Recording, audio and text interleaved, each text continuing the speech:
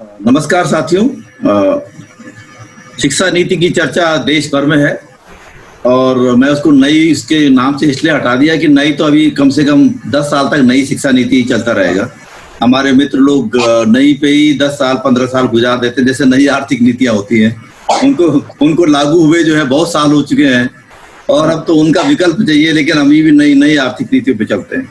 तो नई शिक्षा नीति आ चुकी है और शिक्षा नीति के क्या प्रमुख बातें हैं, क्योंकि बहुत से लोगों में बड़ी चिंता व्याप्त है देश भर के युवाओं में।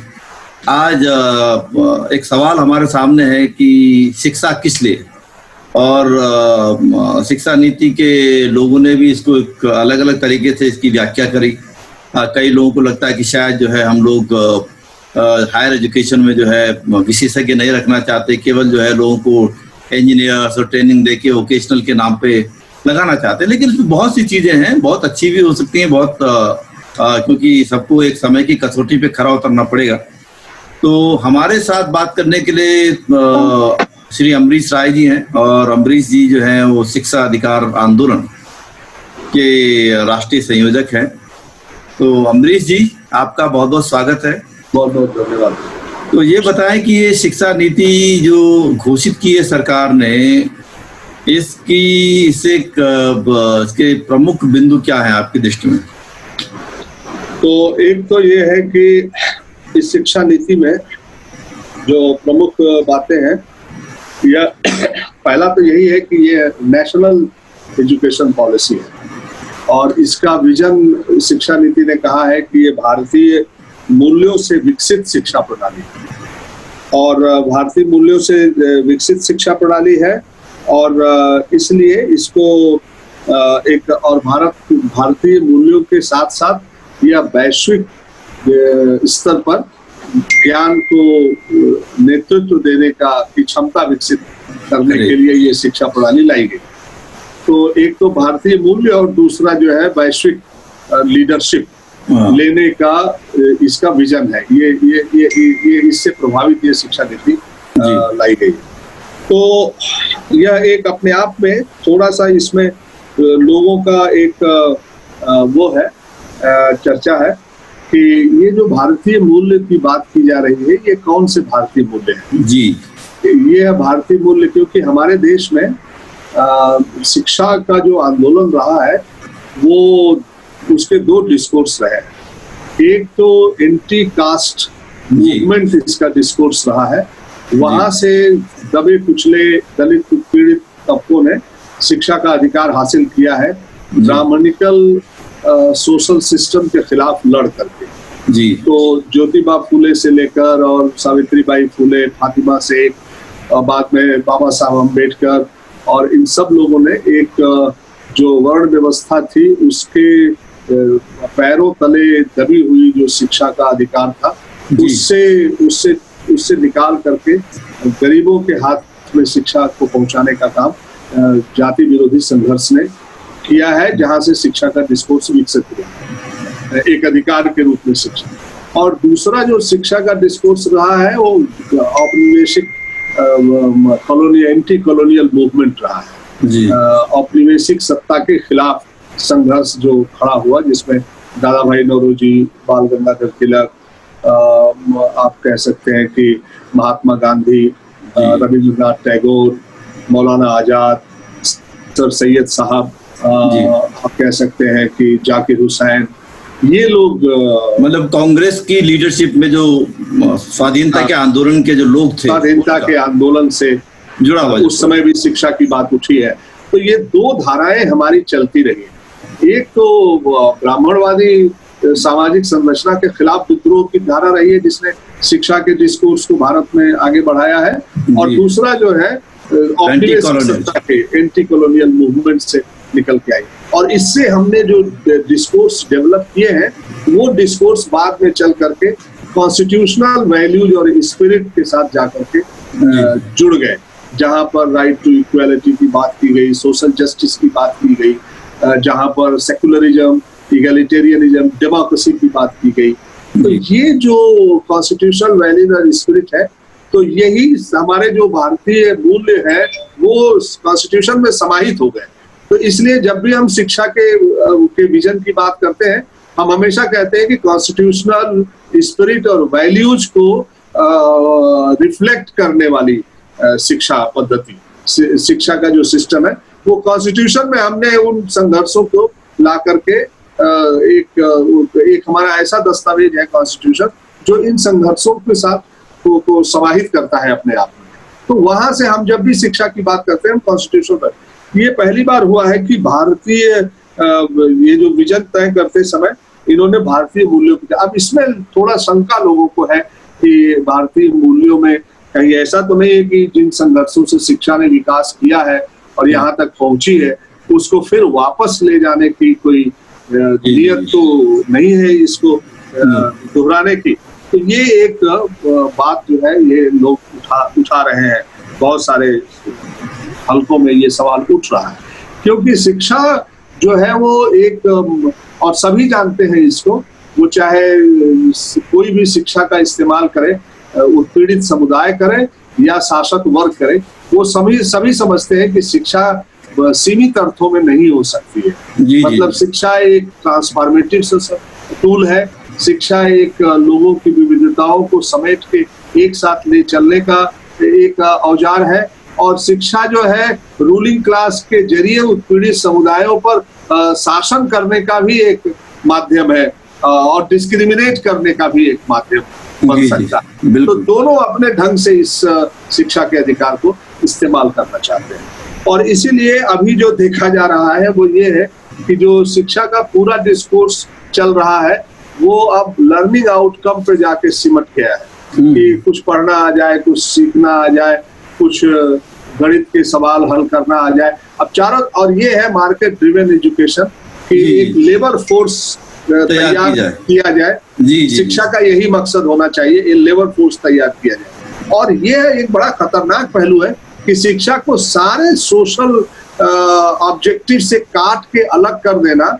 और केवल उसको रोजगार और व्यवसाय तक सीमित करके रख देना, यह जो अभी मतलब चल रहा है। कोई व्यक्ति ये कह रहा था कि रोबोट बना देना, बिल्कुल। तो उस दिशा में सारे सोसाइटी से इसको डिस्कनेक्ट कर देना, शिक्षा की जो सामाजिक भूमिका है उसको खत्म करके प्रोफेशनल क्रिएट करना जो मार्केट की सेवा कर सके और मार्केट के निर्देशों पर संचालित हो सके, और क्रिटिकल थिंकिंग और वैल्यूज जो है वो न उनके अंदर आए, यह हो गया है पूरे शिक्षा का मकसद।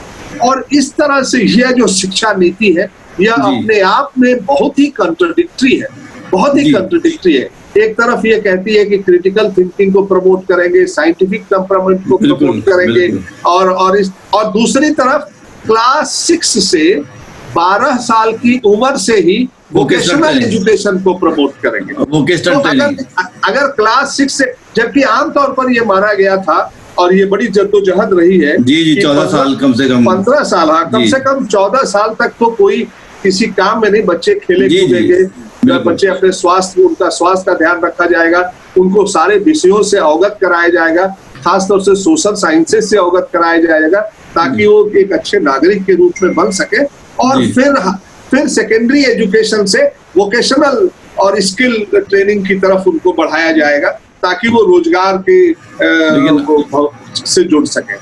अब इस शिक्षा नीति ने कर दिया कि क्लास 6 से वोकेशनल और स्किल एजुकेशन दिया जाएगा, और हमको लगता है जब ये वोकेशनल एजुकेशन देंगे तो यह वोकेशनल एजुकेशन उनके पुश्तैनी कामों की समीक्षा करके देंगे, और इस तरह से 8वीं के बाद वो अपने पुश्तैनी कामों में वापस लौट जाएं। तो जो कास्ट सिस्टम को शिक्षा तोड़ सकती है, उस कास्ट सिस्टम को बरकरार रखने का एक बहुत बड़ा प्रयोजन इसमें डाल दिया गया है, जो क्लास 6 से वोकेशनल और स्किल एजुकेशन की बात करता है। और मैं इसको इससे भी जोड़ता हूं कि इस सरकार ने CLPRA में ये जो चाइल्ड लेबर प्रोहिबिशनरी रेगुलेटरी एक्ट है उसमें संशोधन किया पिछले कार्यकाल में, और संशोधन करके, क्योंकि जब शिक्षा का अधिकार 14 साल तक हो गया, राइट टू एजुकेशन एक्ट 14 साल तक हो गया, तब ये मांग बहुत तेजी से उठी कि 14 साल, और जो बाबा साहब अम्बेडकर भी कहते थे कि 14 साल के बच्चों की जगह स्कूल होनी चाहिए, खेत खलिहान और कारखाने नहीं होने चाहिए। तो इसलिए मांग उठी कि CLPRA में ये कहा जाए कि 14 साल तक पाबंदी लगाई जाए, इस पर काम पर पाबंदी है। और जैसे जैसे इसका दायरा बढ़ेगा शिक्षा अधिकार कानून का, वैसे वैसे ये CLPRA को भी आगे बढ़ाया जाएगा। अगर ये दायरा 18 साल तक जाता है तो 18 साल तक काम पर प्रतिबंध लगाया जाएगा।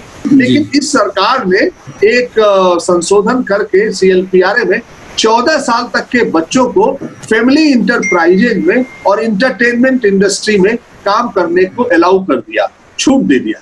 तो मैं उस CLPRA का संशोधन और आज शिक्षा नीति में जो ये प्रस्ताव है क्लास 6 से फैमिली मतलब वोकेशनल और स्किल, उन दोनों को जोड़ के देखता हूँ, लेकिन जब इसका दस्तावेज आ रहा था, मुझे याद है मैं एक कंसल्टेशन में था नागपुर के अंदर, और ये कंसल्टेशन जो था अचानक से स्टार्ट किया था एक अम्बेडकराइट ग्रुप ने, और उन्होंने ये सवाल उठाए थे। लेकिन उसके अलावा ये सवाल ज्यादा लोगों ने उठाया नहीं उस समय, उठाया नहीं। बिल्कुल। उन्होंने कहा था कि इस शिक्षा नीति में ये जो सबसे बड़ा खतरा है ये वाला आ रहा है, और क्योंकि हमने भी ड्राफ्ट उस समय तक पढ़ा नहीं था तो ये चीजें आ रही थी। लेकिन मुझे आश्चर्य हुआ कि देश के पूरे देश में ये मसला गया, और इस पे जो है हमारे एकेडमिक्स की और हमारे लोग जो कंसल्टेशन में थे उनकी बात नहीं गई। तो ये खतरनाक बात तो है, यह एक बहुत ही खतरनाक बात है। इसीलिए मैं कह रहा हूँ कि ये पूरी शिक्षा नीति जो है वह बहुत ही कंट्रोवर्शियल है, आपस में बहुत सारे कॉन्ट्रडिक्शन है इसमें, और कुल मिला के ये पूरी शिक्षा नीति जो है एक घोषणा है। यह इसमें कुछ अच्छी बातें हैं, जो लागू कैसे होंगी उसका पता नहीं, और कोई मैकेनिज्म नहीं है। और जैसे इस शिक्षा नीति ने हम लोग जो समझते थे वो ये समझते थे, क्योंकि बात ये है कि हमारे देश में शिक्षा एक मौलिक अधिकार है, और उस मौलिक अधिकारों को जमीन पर लागू करने के लिए एक कानून है, राइट टू एजुकेशन एक्ट एक कानून है। और यह कानून जब ये शुरू हुआ था, जब मौलिक अधिकारों की बात 2001 में शुरू हुई थी, तो हम लोगों ने उस समय ये मांग उठाई थी कि 0 से 18 साल तक के बच्चों को शिक्षा का मौलिक अधिकार मिलना चाहिए। और ये भी समझना है कि जो मौलिक अधिकार आए थे उस समय, वो तीन तरफ से दबाव पड़ा था। एक तो डकार में 2000 में एक सम्मेलन हुआ था, और जहां से एजुकेशन फॉर ऑल का यूनाइटेड नेशन ने नारा दिया था, और बहुत सारी सरकारों ने उस पर हस्ताक्षर किए थे। मिलेनियम डेवलपमेंट गोल आए थे कि 2015 तक सभी बच्चों को शिक्षा का अधिकार मिलेगा, प्राइमरी एजुकेशन कम से कम यूनिवर्सलाइज हो जाएगी 2000। और उसके पहले सुप्रीम कोर्ट ने 93 में एक जजमेंट में, उन्नी कृष्णन जजमेंट बड़ा ऐतिहासिक जजमेंट है, उसमें ये कहा था कि शिक्षा का अधिकार जीवन के अधिकार के साथ जुड़ा हुआ है। इसलिए आर्टिकल 45 जो शिक्षा का अधिकार देता है वो डायरेक्टिव प्रिंसिपल में है, वो राज्य के लिए बाध्यकारी नहीं है, लेकिन फिर भी उसको आर्टिकल 21 जो कि मौलिक अधिकार है उनके साथ जोड़ के देखा जाना चाहिए। अगर किसी देश में शिक्षा का अधिकार नहीं है, इसका मतलब उस देश के नागरिकों को गरिमापूर्ण जीवन जीने का अधिकार नहीं है। तो अगर आर्टिकल 45 डायरेक्टिव प्रिंसिपल, अगर आर्टिकल 21 जो मौलिक अधिकारों के साथ नहीं जुड़ेगा, तो मौलिक अधिकारों का भी कोई मतलब, जीवन का अधिकार का मतलब नहीं रह जाएगा। इसलिए 45 को 21 के साथ जोड़ के देखा जाना चाहिए, सुप्रीम कोर्ट ने कहा। और ये राज्य की जिम्मेदारी है कि वो बच्चों को शिक्षा दे और उसके लिए पैसे दे, ये बहुत कैटेगोरिकली कहा था। और फिर उसके बाद सिविल सोसाइटी का एक बड़ा आंदोलन चला था, देश भर में चला कि शिक्षा संविधान में संशोधन करो और शिक्षा का मौलिक अधिकार बनाओ। उस समय जो है वो आर्टिकल 21A के जरिए में संशोधन हुआ, और उसमें आर्टिकल 21A जुड़ा और शिक्षा मौलिक है। लेकिन उस समय प्री प्राइमरी को बाहर कर दिया गया और सेकेंडरी एजुकेशन को बाहर कर दिया, क्लास 1 से 8 तक रखा गया। तब से ये लगातार मांग चल रही थी कि हमारे देश में इतना विभाजनकारी ढांचा है कि आंगनबाड़ी है 6 साल से नीचे के लिए, 6 साल से 14 साल तक के लिए जो है कानून है, और 14 साल से 18 साल तक के लिए राष्ट्रीय शिक्षा माध्यमिक अभियान है, एक अभियान। तो यह एक बड़ा फ्रेगमेंटेड ढांचा है, तो क्यों न इस पूरे ढांचे को एक कानून के अंदर लाया जाए, जस्टिसिएबल राइट बनाया जाए, और एक तरह से सरकारें उसकी प्लानिंग करें और 12वीं तक की शिक्षा हर बच्चा पूरी करे। इसकी तैयारी जो है वो पूर्व प्राथमिक माने प्री प्राइमरी से ही शुरू कर दे, ताकि एक गुणवत्तापूर्ण शिक्षा एक बच्चे को मिल सके, वो पूरी योजना उसकी बनाई जाए। ये मांग लगातार उठती रही कि कानून में इसको लाया जाए। और यह जो राइट टू एजुकेशन एक्ट के बनने के बाद यह जो पॉलिसी आई 2015 में, ये सरकार आई, इसने पॉलिसी बनाने का सिलसिला शुरू किया और बहुत सारे कंसल्टेशन और बहुत कमेटियां बनाई गई, बहुत सारे बातें की गई। तो ये जो उस समय ये बड़ी मांग थी कि यह जो कमी रह गई है संशोधन की, ये पिछली कमी जो रह गई राइट टू एजुकेशन, इसको ये प्रस्तावित करे शिक्षा नीति और उसको आगे सरकार ठीक कर। होता बहुत अच्छा होता, कानून पॉलिसी से बड़ा है, क्योंकि कानून को पार्लियामेंट के दोनों सदनों ने सर्वसम्मत से पारित किया है। इसलिए कानून को की जगह कोई पॉलिसी रिप्लेस नहीं कर सकती। पॉलिसी एक विजन दे सकती है, पॉलिसी कानून को मजबूत करने के लिए सुझाव दे सकती है। तो इसलिए हम लोगों ने कहा कि इसको आप सुझाव दीजिए और बहुत इस पर कोशिश किया। और मैं आपको बताना चाहता हूं कि कस्तूरी रंगन कमेटी ने जो ड्राफ्ट पेश किया था उसमें बहुत सारी कमजोरियां थी, लेकिन एक सबसे बड़ा पहलू, उसमें अच्छा पहलू ये था कि उन्होंने जो सबसे निग्लेक्टेड पार्ट था शिक्षा का, पूर्व प्राथमिक शिक्षा, क्योंकि आप जानते हैं कि हमारे बच्चे जो है 6 साल से नीचे वो आंगनबाड़ी, जहाँ पे जो आंगनबाड़ी शिक्षा के लिए नहीं जाना जाता, वो न्यूट्रिशन के लिए जाना जाता है। और न्यूट्रिशन भी उसमें क्या है, जबकि 45% बच्चे माल न्यूट्रिश रहते हैं। वो तो जाता है, उसमें लीकेज ही आंगनबाड़ी में सब जानते हैं कि उसकी हालत क्या है, बहुत लीकेज है और शिक्षा उसमें है नहीं। जबकि प्राइवेट सिस्टम में केजी और नर्सरी से बच्चे क्लास 1 में आते हैं। बिल्कुल। और हमारे बच्चे बिना तैयारी के क्लास 1 में आते हैं। गरीबों के, मेहनत कशों के, दलितों के, पिछड़ों के बच्चे क्लास 1 में बिना किसी तैयारी।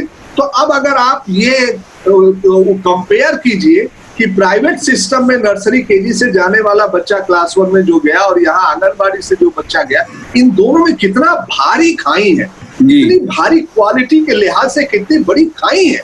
और अगर ये खाई रहेगी तो आगे चल के भारत में एक बहुत ही असमानता पर खड़ा हुआ समाज तैयार होगा। तो इसलिए ये बात मांग की जा रही थी लगातार कि इन बच्चों को भी पूर्व प्राथमिक की भी जिम्मेदारी ली जाए, जो सरकार ने नहीं ली। तो कस्तूरी रंगन ने ये अपने ड्राफ्ट में पूर्व प्राथमिक शिक्षा पर बहुत जोर दिया और जोर दे करके ये कहा कि राइट टू एजुकेशन एक्ट बहुत इंपॉर्टेंट है और उसको जो है ये पूर्व प्राथमिक को राइट टू एजुकेशन एक्ट में जोड़ा जाना चाहिए और इसको सेकेंडरी एजुकेशन, हायर सेकेंडरी तक, 12वीं तक उन्होंने कैटेगरिकली कहा 3 से 18 साल के बच्चों को शिक्षा के मौलिक अधिकारों में, पहले बहुत डिमांड थी, वो पहले भी डिमांड बहुत ज्यादा ये डिमांड थी और इसमें जोड़ा जाना चाहिए। इसका हम लोगों ने बहुत स्वागत किया था, बहुत स्वागत किया। हालांकि बहुत सारे कमजोरियां थी उसमें जो इस ड्राफ्ट में भी हैं, तो लेकिन आगे चल करके वो जो कस्तूरी रंगन का ड्राफ्ट है जिस पर बहुत लोगों ने सुझाव दिए थे, उसको बदल दिया गया। जब मूल कॉपी जो अप्रूव्ड, कैबिनेट के द्वारा अप्रूव्ड कॉपी आई तो हम सब आश्चर्यचकित रह गए कि राइट टू एजुकेशन एक्ट का इस पूरे डॉक्यूमेंट में इंट्रोडक्शन में छोड़ के और कहीं पर नाम तक नहीं इसमें है। अब आप सोच सकते हैं, और इसमें कहा गया है कि यूनिवर्सलाइजेशन करेंगे हम, 3 से 18 साल तक के बच्चों को 12वीं तक शिक्षा देंगे, मुफ्त शिक्षा देंगे, सरकार की जिम्मेदारी होगी। सब कैसे करेंगे? एक आपके पास इंस्ट्रूमेंट कानून था और जिसमें कस्तूरी रंगन ने कहा कानून में लाइए और इसको लागू कीजिए, वो आपने ड्रॉप कर दिया। तो फिर ये सिवाय नारेबाजी के और कुछ नहीं हो सकता है। यह कहीं कोई कंक्रीट दिखाई नहीं। ये कहीं ऐसा तो नहीं है कि देखिए डॉक्यूमेंट तो बहुत बड़ा होता है, सब जानते हैं कि डॉक्यूमेंट तो एक प्रकार से आजकल एक हमारा ट्रॉफी हो जाती है कि हमारा डॉक्यूमेंट है, सरकारों का मैनिफेस्टो बनता है। लेकिन इसके जरिए जो असली टारगेट है, क्योंकि सब जानते हैं कि जो प्राथमिक शिक्षा है उस पर तो सरकार ने कभी ध्यान दिया ही नहीं। और अमर्त्य सेन तो इसको बहुत बार बोले हैं कि अगर इंडिया को ग्लोबली खड़ा होना है तो उसको प्राइमरी एजुकेशन पे फोकस करना पड़ेगा, क्वालिटी प्राइमरी एजुकेशन पे। वो हमारे एकेडमिक्स ने भी कभी सोचा नहीं और वो हमारे जो सत्ताधारी है उन्होंने तो कभी सोचा ही नहीं।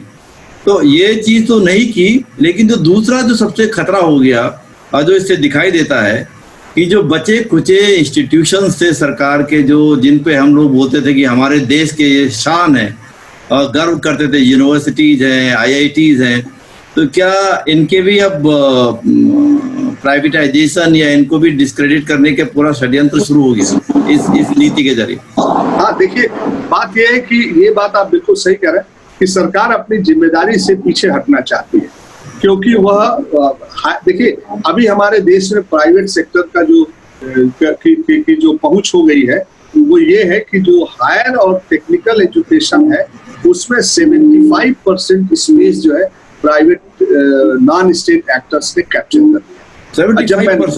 75। अब जब नॉन स्टेट एक्टर मैं बोलता हूँ तो इसका मतलब ये कि ये कोई चैरिटेबल सोसाइटी नहीं है जो समाज के लिए, विकास के लिए, ये प्रो प्रॉफिट प्राइवेट सेक्टर है जो कि शिक्षा को एक मुनाफा बनाने का जरिया समझता है और वो इसमें प्रवेश करता है, आता है। तो 75% है हायर एजुकेशन में, 65% आपको जान के ताज्जुब होगा कि एलिमेंट्री सेकेंडरी लेवल पर है, सेकेंडरी लेवल पर 65%। आप उत्तर प्रदेश में चले जाइए, मैक्सिमम जो इंटर कॉलेजेस हैं वो सब जो है प्राइवेट मैनेजमेंट द्वारा चलाए जा रहे हैं, सरकारी स्कूल। और इसीलिए इन्होंने, मुझे लगता है कि इसीलिए कानून में ये नहीं इन्होंने लाया, क्योंकि अगर कानून में ये आता तो इनको बताना पड़ता कि जैसे एक कानून में कहा गया है कि 1 किलोमीटर बच्चे के 1 किलोमीटर की दूरी पर प्राइमरी स्कूल होगा और 3 किलोमीटर पर एलिमेंट्री होगा, जो कानून है, तब उनको बोलना पड़ता कि सेकेंडरी कितने किलोमीटर। बिल्कुल, क्योंकि आप ये देखिए कि एलिमेंट्री से सेकेंडरी में जो ट्रांजिशन होता है बच्चों का, उसमें 40% ड्रॉप आउट होता है। 40% बहुत बड़ी संख्या है, आप समझ सकते हैं। और यह ड्रॉप आउट इसलिए होता है क्योंकि स्कूल है ही नहीं, और है भी तो बहुत दूर है, 20-20 स्कूल नहीं है। और जिस तरह से आप उत्तर प्रदेश बिहार में सर्वे करके देख लेंगे तो स्कूलों में टीचर नहीं है, टीचर है तो जो मतलब रूम्स नहीं है, और जो प्राइवेट के नाम पे स्कूल खुले हैं वो नेताओं के चेलों को मिले हुए हैं। जो पूरा MP लैट का फंड है, MP लैट का फंड जो है वो ज्यादातर जो है वो स्कूलों को बनाने में जाता है, जो पार्टी के लोग अपने अपने बजट बना के देते हैं, क्योंकि उस बजट की भी ऑडिट जो है बड़ी आसानी से हो जाती है। तो इसलिए जो है, तो अब आपको मैं ये बताना चाहता हूँ कि शिक्षा में प्राइवेटाइजेशन कितना मजबूत है, और ये बिना सरकार की मदद के नहीं हुआ। हाँ जी, बिल्कुल।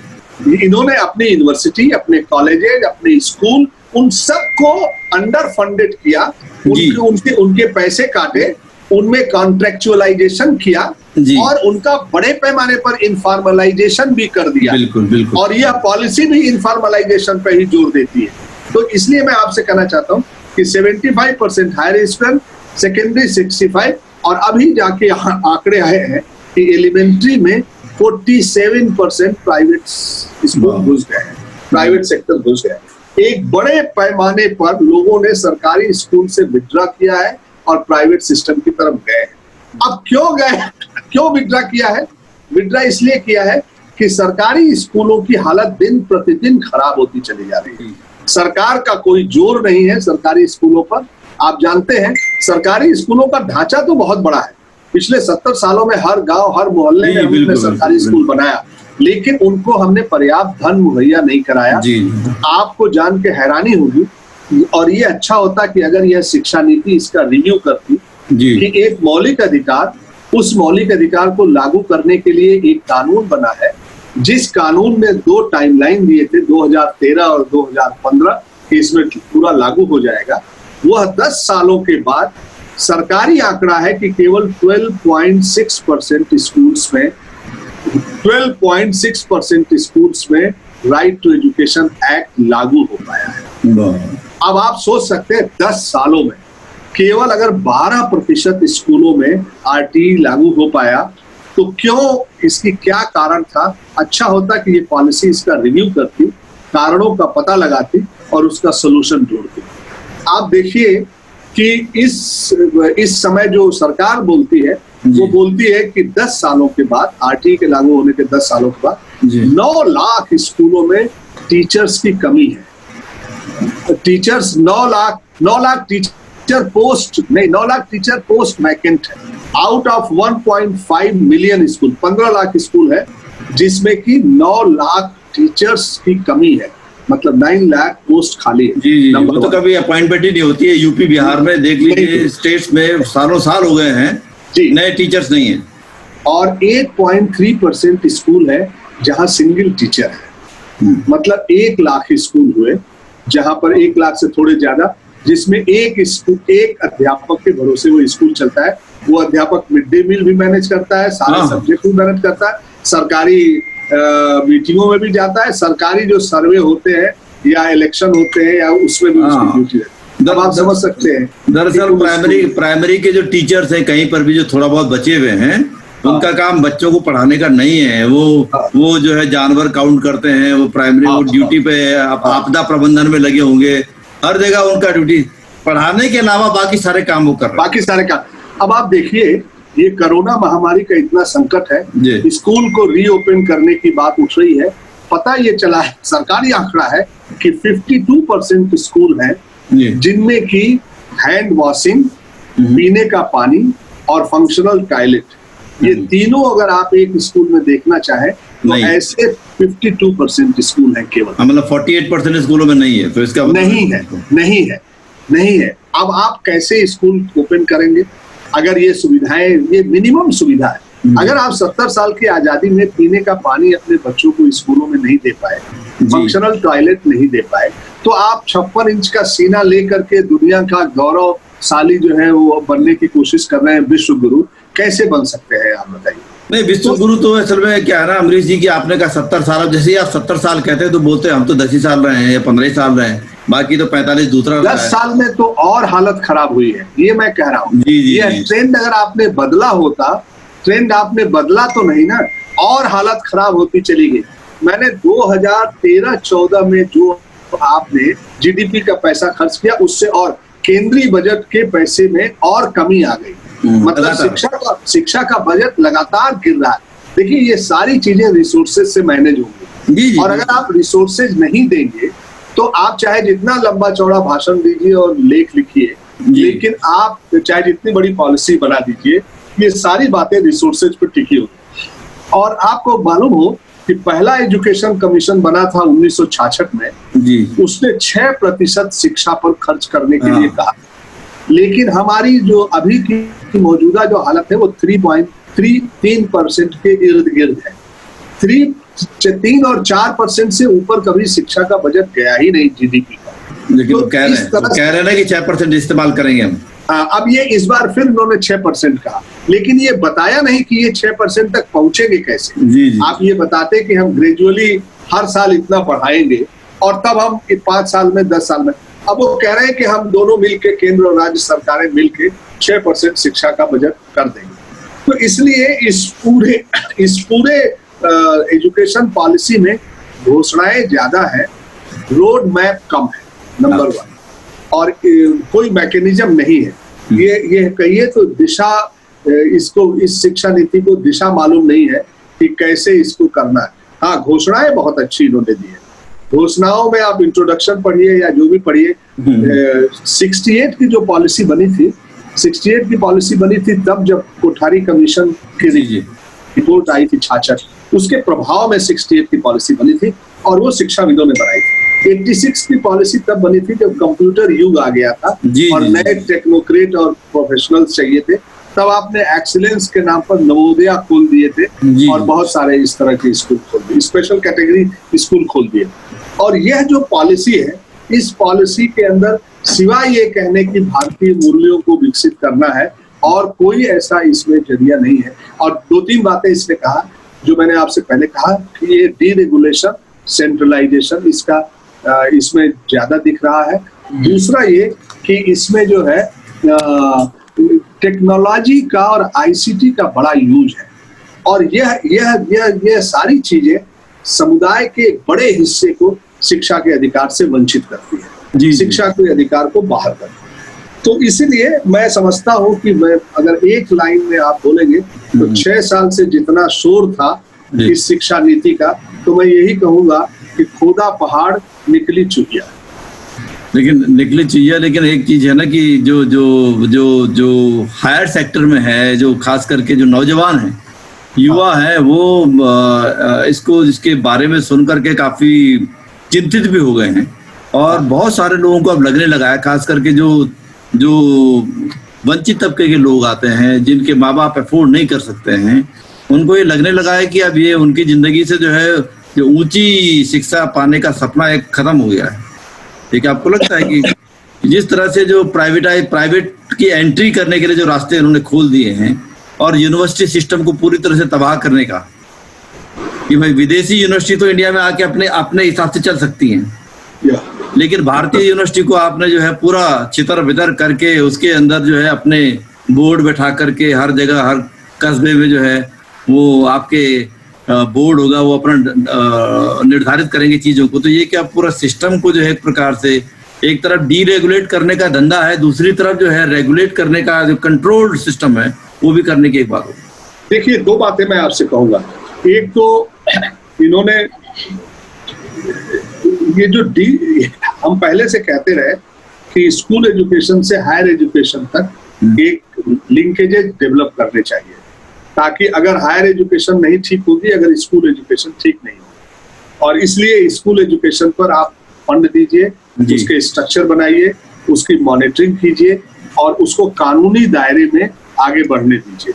कम से कम 12वीं तक हर बच्चा राज्य की मदद से शिक्षा हासिल कर ले, क्योंकि जब राज्य की मदद से शिक्षा हासिल करेगा तो उसमें समानता होगी। और अगर प्राइवेट सेक्टर के को आप उसमें इजाजत दे देंगे तो वो समानता का स्तर कम हो जाएगा और एक अनइक्वल, क्योंकि भारत में आप समझिए कि हम दुनिया के बहुत ही अनइक्वल एजुकेशन सिस्टम में खड़े हैं। आप दुनिया में प्राइवेट और पब्लिक एजुकेशन है। अब हमारे यहाँ तो प्राइवेट वाले भी अपने को पब्लिक कहते हैं। हाँ जी, हाँ जी, बिल्कुल। तो दुनिया में दो ढांचे हैं, एक तो प्राइवेट है, एक पब्लिक है। हमारे यहाँ पब्लिक में भी, गवर्नमेंट सिस्टम में भी एक लेयर, अलग स्पेशल कैटेगरी की लेयर है जो केंद्रीय विद्यालय की है, नवोदय है, प्रतिभा विद्यालय है, जिसमें अधिकारियों ब्यूरोक्रेट्स के बीच संस्कृत स्कूल का नाम आपने सुना होगा, संस्कृति स्कूल। तो सरकार, अब वो सब सरकारी पैसे से चलते हैं, ये सरकारी स्कूल है।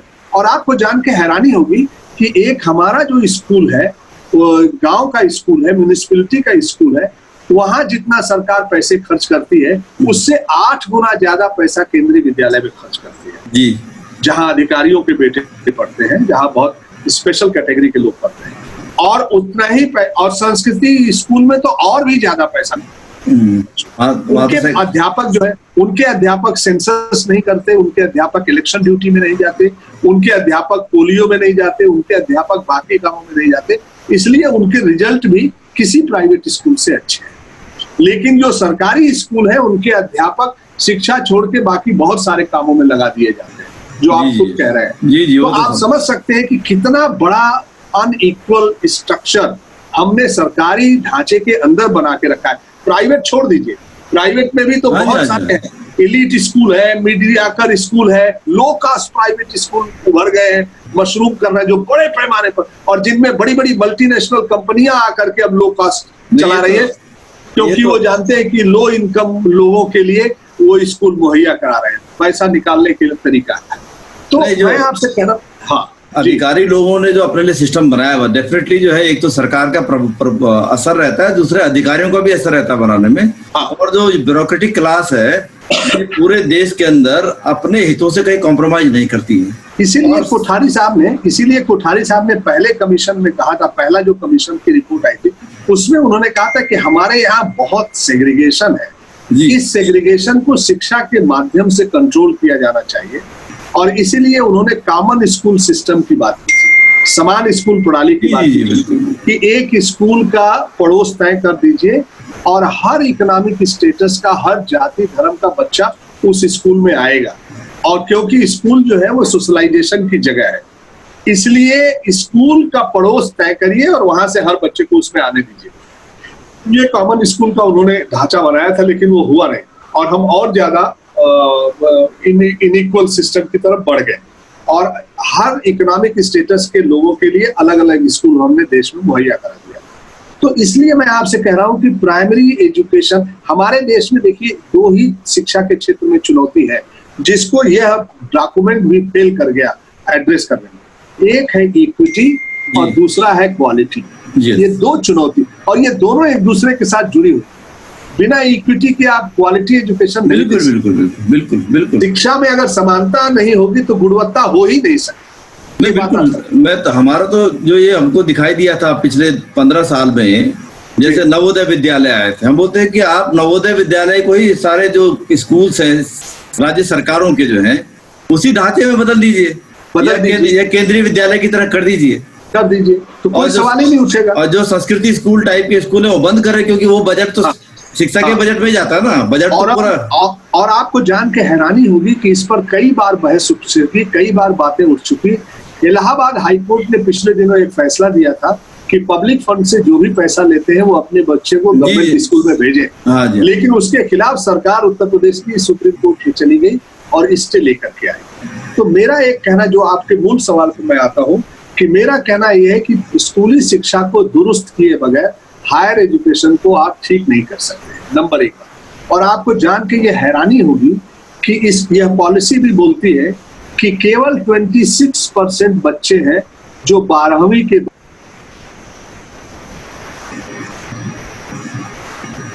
बड़ा ये ताज्जुब होगा। एक आंकड़ा मैं आपको बोलना चाहता हूँ, वो आंकड़ा ये है, यूडैश का आंकड़ा है, अच्छा। कि जो इनरोलमेंट होते हैं उस प्राइमरी लेवल पर एससी का क्या इनरोलमेंट है, प्राइमरी लेवल पर एससी का क्या इनरोलमेंट है, ये आप समझिए, तो वो 19% है। प्राइमरी लेवल पर एससी के बच्चे 19%।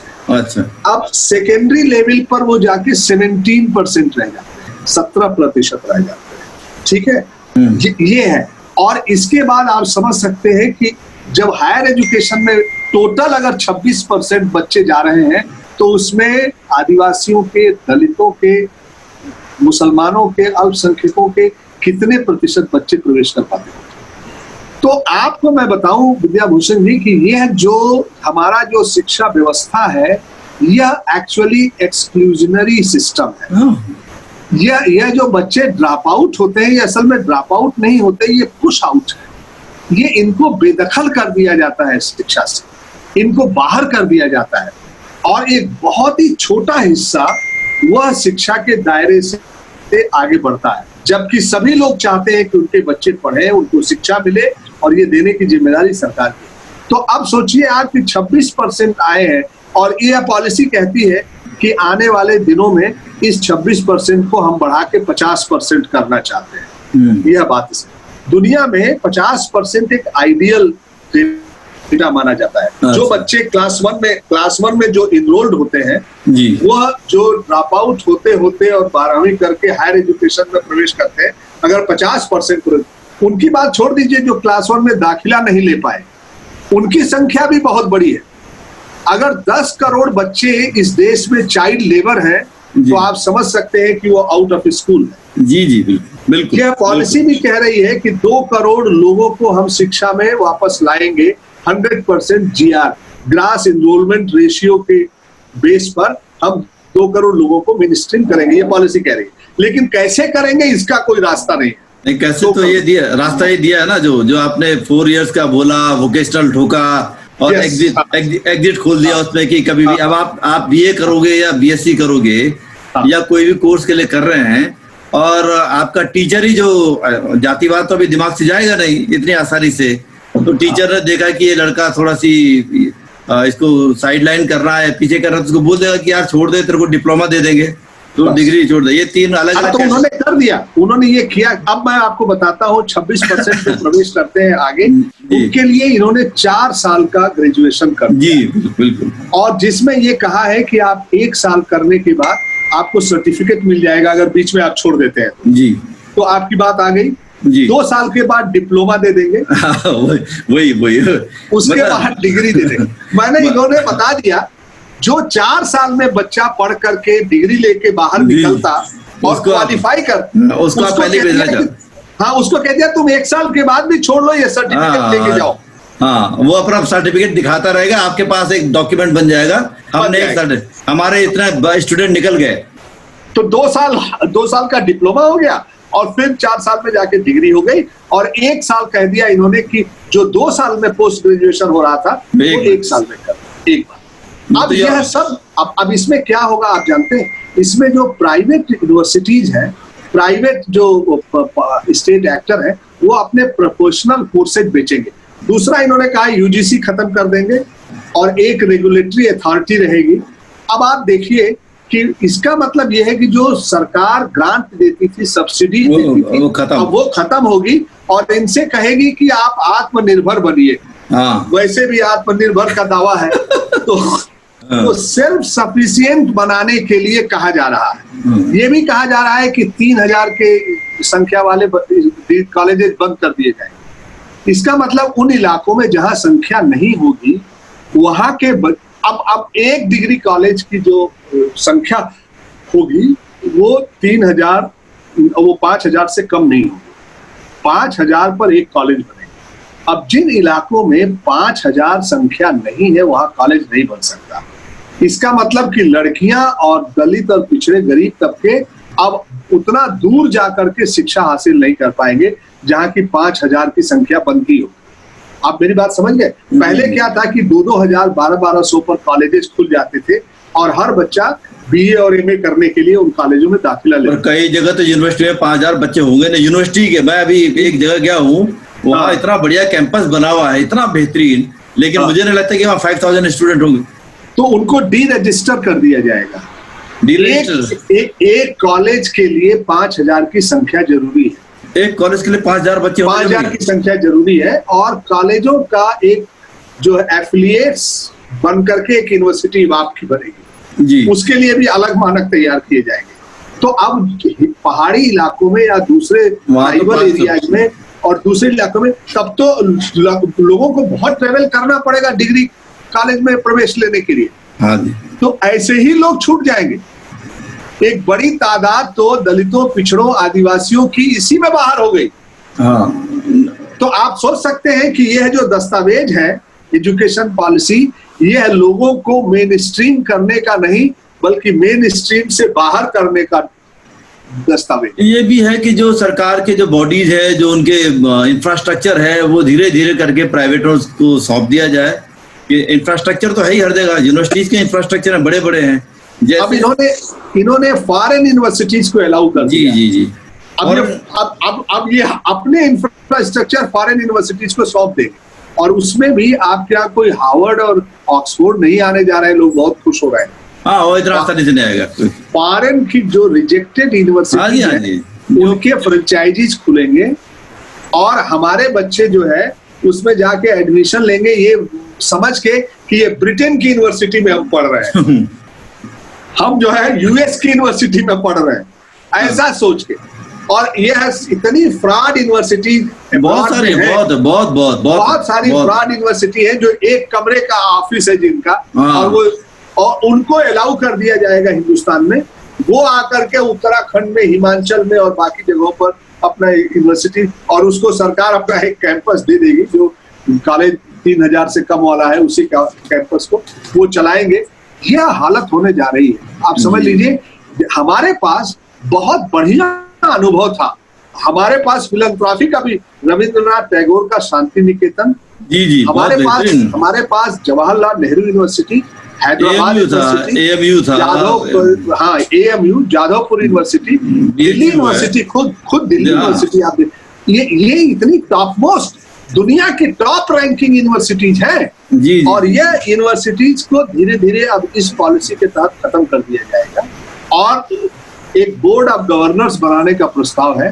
बोर्ड ऑफ गवर्नर्स जो है सारे समितियों के ऊपर होगा और वो सारी चीज डिसाइड करेगा, even condition of appointment of teachers, even regulation universities के लिए, उनके सब्जेक्ट, उनके कोर्सेज, सारी चीजें वो तय करेगा। और कौन होगा बोर्ड ऑफ गवर्नर्स में, ये भी मतलब इसका कोई क्राइटेरिया समझ में नहीं आ रहा। तो इसलिए हम आपसे कहना चाहते हैं कि न तो स्कूल एजुकेशन के लिए यह पॉलिसी जो है, क्योंकि स्कूल एजुकेशन पर अगर बात करना है तो आपके पास एक कानून जो बना हुआ है उसको छोड़ के आप कैसे बात कर सकते हैं जी। आपने उसका जिक्र तक नहीं किया है इसमें, और आपने कह दिया कि 3 से 18 तक को हम यूनिवर्सलाइज करेंगे। और ये ऐसे ही हो गया कि जैसे कोई प्रधानमंत्री लाल किले से लंबी लंबी घोषणाएं करे और सीढ़ियों से उतरने के बाद भूल जाए कि उसने क्या बोला है जी। उसी तरह से ये डॉक्यूमेंट दिखाई दे रहा है। तो ये जो पूरा जो मतलब बेसिकली शिक्षा नीति के नाम पे 2-3 चीजें हैं जो हमको नजर आई, और वो एक लिखा हुआ तो बहुत है कि तर्कवादी मानववादी शिक्षा होगी, वैज्ञानिक दृष्टिकोण, वैज्ञानिक चिंतन आपके अंदर लाया जाएगा, और दूसरी तरफ आप बोल रहे हैं कि भारतीय संस्कृति को भी आपके अंदर इंजेक्शन लगाया जाएगा जोर से। तो और उसके तहत आप देखिए कि जो एक बता रहे हैं कि एक नेशनल रिसर्च फंड एक बन रहा है। यस, राष्ट्रीय नेशनल रिसर्च, ये पता नहीं कि कौन सी रिसर्च कराएगा, गौमूत्र की रिसर्च कराएगा या कोई और किसी प्रकार की रिसर्च होगी, लेकिन एक नेशनल रिसर्च फंड तैयार हो रहा है। तो ये जो यूनिवर्सिटी का आप क्या देख रहे हैं कि जो यूनिवर्सिटीज का आज का जो स्ट्रक्चर है, जो हमारी चिंता है, वो स्ट्रक्चर वैसा ही रहेगा या खत्म हो जाएगा? नहीं, देखिए एक बात तो आप समझ लीजिए, इस सरकार का सोशल साइंसेज पर बहुत हमला है। हाँ, वो तो सोशल साइंस, अभी पिछले दिनों आपने देखा होगा कि सीबीएसई ने अपने जो कोर्सेज कम किए जी कोरोना के नाम पर, बिल्कुल बच्चों का स्ट्रेस कम करना है, उसमें उसने डार्विन की थियरी निकाल दी जी, न्यूटन के लॉ निकाल दिए, उसने सिटीजनशिप का चैप्टर पूरा साफ कर दिया, उसने नेशनलिज्म पूरा निकाल दिया, उसने जो है जो अपने relation with the neighbouring countries है वो चैप्टर पूरा निकाल दिया। जो भी सोशल, जहां से बच्चे इंपावर हो सकते हैं या सोशल पॉलिटिकल नॉलेज रिसीव कर सकते हैं, और उनके अंदर क्रिटिकल थिंकिंग, आप कह रहे हैं क्रिटिकल थिंकिंग, डॉक्यूमेंट में आप क्रिटिकल थिंकिंग बोलेंगे, लेकिन जो क्रिटिकल थिंकिंग पाने का जो जरिया है वो सब आप खत्म कर दें, वो सब खत्म करके आप बात करना चाहते हैं। तो वो सरकार ने सीबीएसई के इससे और एक पाठ्यक्रम, एक कोर्स में चैप्टर शामिल करने के लिए बहुत सारे बुद्धिजीवियों और बहुत सारे शिक्षाविदों की सलाह ली जाती है, लेकिन आपको जान के हैरानी होगी कि सीबीएसई ने खुद इन सारे चैप्टर्स को बाहर कर दिया, किसी से कोई कंसल्टेशन नहीं, किसी से कोई बातचीत नहीं किया, और वो महत्वपूर्ण चैप्टर बाहर किए जिसमें कि बच्चों के ज्ञान में काफी वृद्धि होती है और वो एम्पावर फील करते हैं। तो इसलिए इस सरकार ने सोशल साइंसेज पर काफी बड़े हमले किए हैं। दूसरी तरफ रिसर्च, और जो रिसर्च का जो काम है वो धीरे धीरे यूनिवर्सिटी से जा रहा है। आप जानते हैं वर्ल्ड बैंक और एशियन डेवलपमेंट बैंक और IMF ये सबसे फंडेड जो इंस्टीट्यूशन है, अब वो आजकल रिसर्च का काम अपने हाथ में ले लिया, वो रिसर्च कर रहे हैं। सरकार के सारे रिसर्च, मतलब ह्यूमैनिटीज के रिसर्च गायब हो जाएंगे, मतलब सोशियोलॉजी, सोशल साइंसेज। जो एक अर्जुन सिंह ने एक बहुत अच्छी कोशिश की थी जब वो HRD मिनिस्टर थे, कि मैं समझता हूँ कि as HRD minister Arjun Singh ji का नाम बहुत अच्छे से याद किया जाएगा उन लोगों के द्वारा। NCERT की बुक्स थी, और जो एक डिपार्टमेंट बने थे बहुत सारे, चाहे वो नेशनल लॉ यूनिवर्सिटीज में और जगह एक्सक्लूजन के डिपार्टमेंट बने थे। हमको लगता है कि वो एक्सक्लूजन के और वो डिपार्टमेंट ही गायब कर दिए जाएंगे। हेलो, तो इसीलिए मैं कह रहा हूं कि जो यूनिवर्सिटीज की भूमिका थी और उसको सरकार धीरे धीरे कम कर रही। जहां पर यूनिवर्सिटी के बच्चे अपनी पढ़ाई के दौरान वो कहीं कोई माइनिंग में कोई मूवमेंट हो रहा है, डिस्प्लेसमेंट के खिलाफ मूवमेंट हो रहा है, कहीं पुलिस का एट्रोसिटीज हो रही है, कहीं इस तरह की बातें हो रही है जो हमारे कॉन्स्टिट्यूशन से मेल नहीं खाती हैं, तो वो बच्चे आवाज उठाते थे, क्योंकि वो पढ़े लिखे थे और वो अपने यहाँ सोशल साइंसेज पढ़ते थे, रिसर्च करते थे, तो उनके दिमाग में स्ट्राइक करता था और वो बोलते थे। अब वो जरिया ही खत्म हो जाएगा, वो जरिया ही खत्म करने की कोशिश हो रही है। यह एक बड़ा खतरनाक पहलू है। दूसरी बात मैं आपसे कहना चाहता हूँ कि भाषा के सवाल पर इस पॉलिसी में पिछली बार आपने देखा होगा कि जब हिंदी की बात की गई थी तो तमिलनाडु में एक बड़ा एजिटेशन हुआ और सरकार को विड्रॉ करना। इस बार सरकार ने बड़ी सावधानी से त्रिभाषा फार्मूला की बात और ये कह दिया है कि मदर टंग रीजनल लैंग्वेज 5वीं तक और अगर हो सके तो 8वीं तक चलना चाहिए। अब बहुत सारे लोग ये, और उसके साथ साथ इन्होंने कहा है कि प्राकृत, पाली, पर्शियन, तमिल और ये जितनी लैंग्वेजेज है हमारे क्लासिकल लैंग्वेज तेलुगु और कन्नड़ और ये सब बंगला और ये सब भी पढ़ाई जाएंगी और इस तरह से भाषा का विकास किया जाएगा। लेकिन उसमें उन्होंने कहा है जो लोगों की चिंता ये है कि सरकारी स्कूल में तो मातृभाषा चलेगी और प्राइवेट स्कूल में अंग्रेजी चलेगी, और अंग्रेजी के मुकाबले जो पढ़ते हुआ जो क्लास विकसित होगा दरअसल सारी अपॉर्चुनिटी उसी के हाथ में। हाँ जी बिल्कुल। और हमारे बच्चे जो है मातृभाषा में पढ़ते रहेंगे। तो डॉक्यूमेंट में बहुत चालाकी से कहा गया है कि यह प्राइवेट और पब्लिक दोनों पर यह नियम लागू होगा, लेकिन उसमें कहा है वेयर एवर पॉसिबल, जहां संभव होगा वहां पर यह चलेगा। तो अब ये जो वेयर एवर पॉसिबल है, इसमें तो प्राइवेट स्कूल्स को जगह मिल गई बाहर। देखिए वो तो दिखाई दे रहा है चीजों से अमरीश जी, कि जो सरकारी इंस्टीट्यूशन को डिस्क्रेडिट करना और खत्म करके आप स्पेस दिए ताकि वो एलीट क्लास जो है वो अपने बच्चों को शुरू से ही जो है प्राइवेट में डालना शुरू करेंगे। और एक बड़ी संख्या में जो है बड़े इंटरनेशनल स्कूल सब तैयार होंगे इंडिया के अंदर। अभी तो कम है, लेकिन आने वाले समय में ज्यादा होंगे, जिसको जो है गोयनकाज और अंबानी और ये निकालेंगे, टाटा, क्योंकि एजुकेशन एक जो है वो सबसे ल्यूक्रेटिव एरिया है जिसपे सारे इंडस्ट्रीज का ध्यान है और वो लगाना चाहते हैं। तो वो लगाएंगे तो वो सरकार की बात क्यों सुनेंगे? हाँ, तो इसीलिए मैं ये कहना चाहता हूँ कि इसमें जो इन्होंने अब जैसे इन्होंने जो स्कूल एजुकेशन में एक और चेंज बड़ा किया है, जिसमें उन्होंने कहा 10+2+3 का जो ढांचा था उसको बदल के 5+3+3+4 लाए जी बिल्कुल। और उसके लिए अलग से 0 to 3 के लिए करिकुलम बनेगा, एनसीईआरटी बनाएगी जो प्ले बेसिस पे होगा। फिर फाउंडेशनल लर्निंग है 5 साल की, जिसमें 3 से 6 और ग्रेड 1 ग्रेड 2 को भी शामिल कर दिया है। उसके लिए अलग से ढांचा बनेगा, करिकुलम बनेगा। इसके बाद प्राइमरी और मिडिल और 4 साल का सेकेंडरी। यह ढांचा ही बनाने में 10 साल लग गया। मैं आपको बताता हूँ, तब तक ये 2030 पालन निकल जाएगा, जिसमें कहा गया है कि यूनिवर्सलाइजेशन होगा 3 से 18 साल। यह ढांचा बनाने में ही इनको 5 साल लग जाएगा। तब तक इनको नया ढांचा बनाना पड़ेगा, फिर अगले ढांचे की शुरुआत करनी पड़ेगी। अगले ढांचे की शुरुआत की जरूरत इस बात की है कि इतना रद्दो बदल करने के बजाय आप 3 साल के पूर्व प्राथमिक के लिए एक पूरा कैरिकुलम बनाते और उन बच्चों को कैसे फैसिलिटी दी जाए। अब देखिए, ये भी एक खास बात देखिएगा, यह जो 5 साल का कोर्स है यह आंगनबाड़ी के जरिए संचालित है। अच्छा। और आंगनबाड़ी में कोई टीचर भी आप देने के लिए तैयार नहीं। कोई आंगनबाड़ी कोई 6 महीने ट्रेंड करके वो वही पढ़ाएगी। तो इसका मतलब ये कि आपने कोई ऐसा मैकेनिज्म नहीं बनाया। यह ढांचा तो आपने बनाया, ढांचा तोड़ दिया, नया ढांचा ला दिया, लेकिन उस ढांचे के हिसाब से जो आपके लिए जरूरी अरेंजमेंट करने थे टीचर्स के, इंफ्रास्ट्रक्चर के, आप जानते हैं कि बहुत जगहों पर आंगनबाड़ी के लिए कमरे नहीं, और स्कूल में अगर दिया जाए तो एक ही कमरे में पूरा आंगनबाड़ी चलती है। जी बिल्कुल। और आंगनबाड़ी कार्यकर्ता ओवरलोडेड है। एक तो लो पेड है, दूसरा ओवरलोडेड है। वो आते नहीं है, वो बहुत अपने ज्यादातर जगह पे वो आते नहीं है, जिनकी आते नहीं है।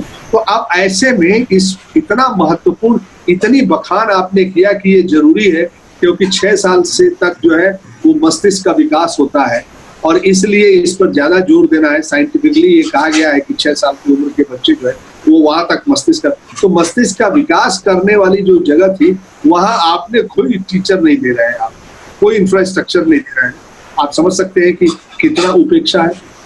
ये कहते हुए भी आप नहीं करना चाहते, तो इसलिए ये बहुत ही ये तो असल में जो ये बहुत साफ दिखाई देता है कि जो सरकार की नीतियां हैं वो जो है वो शुरू से लेकर अभी शिक्षा का क्योंकि क्षेत्र है और शिक्षा एक बहुत ल्यूक्रेटिव चीज है। दूसरा जो है रूरल डेवलपमेंट है, जहाँ किसानी का क्षेत्र है, वो भी बहुत ल्यूक्रेटिव है, क्योंकि अब सब जगह जाना चाहते हैं और उन क्षेत्रों को जो है प्राइवेट के लिए कैसे खोलें हम, वो उस पर फोकस है। और उसके ये बातें बाकी सब बड़ी बड़ी हैं, लेकिन फोकस वही है। अब मैं एक बात और आपको बताना चाहता हूँ जी, कि जो खतरा प्राइवेटाइजेशन और कमर्शियलाइजेशन का स्कूल एजुकेशन से हायर एजुकेशन तक है, वह एक तो बाहर है। बाहर आपको दिख रहा है कि बड़े बड़े स्कूल हैं, जी जी जी, हाई फी चार्जिंग स्कूल है, इस तरह से। अब दूसरा जो प्राइवेटाइजेशन का खतरा है वो अंदर है, सिस्टम के अंदर है। हमारी चिंता उस पे है कि जो सिस्टम के अंदर से प्राइवेटाइज, जैसे आप देखिए टीचर ट्रेनिंग, 92% टीचर कितना महत्वपूर्ण है। टीचर एक असल में टीचर के बिना तो कुछ हो नहीं सकता। कोठारी साहब जब कह रहे थे कॉमन स्कूल सिस्टम की व्याख्या करते हुए कि the destiny of a nation is shaped in the classroom। जी तो उस समय वो टीचर पे ही भरोसा करके कह रहे थे जी कि बिल्कुल टीचर वो डेस्टिनी बनाने का इंस्ट्रूमेंट है, जी। He is a change maker. आपको जान के हैरानी होगी कि टीचर्स को लगातार मोटिवेट करना और ट्रेनिंग देना यह एक महत्वपूर्ण काम है। जी जी टीचर जितना इक्विप्ड होगा उतना, लेकिन teacher training institute 92% private sector द्वारा संचालित है। आप जानते हैं इसको कि 92% जो ये टीचर ट्रेनिंग स्कूल है यह डिग्रियां बेचते हैं। यह जो है, अगर आप गाजियाबाद में चले जाइए, दूसरी जगहों पर बीएड कॉलेजेस हैं, वो आप अगर नहीं जाएंगे तो उसकी फीस अलग है, अगर 6 महीने जाएंगे तो उसकी फीस अलग है। आप समझ रहे हैं? और हालत यह है कि जब वहां से जो टीचर आते हैं, जब अपॉइंटमेंट के समय उनका एलिजिबिलिटी टेस्ट होता है जी तो केवल 10, पहले बार जब आरटी बनने के बाद एलिजिबिलिटी टेस्ट हुआ तो 2% रिजल्ट था। जी अब वो 10 सालों में बढ़ के 10% हुआ है। वहां से जो टीचर बनते हैं वो 10% लोग पास कर पाते हैं एलिजिबिलिटी टेस्ट। तो प्राइवेट सेक्टर किस तरह के टीचर तैयार कर रहा है, और वह टीचर क्वालिटी देने जाएंगे स्कूलों में तो क्या हालत होगी। इस रिपोर्ट में भी कहा है कि इस तरह के टीचर इंस्टीट्यूशंस को बंद कर दिए जाए, एक अच्छी बात इन्होंने कहा। दूसरा, इस रिपोर्ट में कहा गया है टीचर पर बात करते समय कि टीचर्स को जो है वो किसी और काम में नहीं लगाया जाना चाहिए, नंबर 1। और नंबर 2 बात उन्होंने कहा है कि रेगुलर ट्रेंड टीचर चाहिए।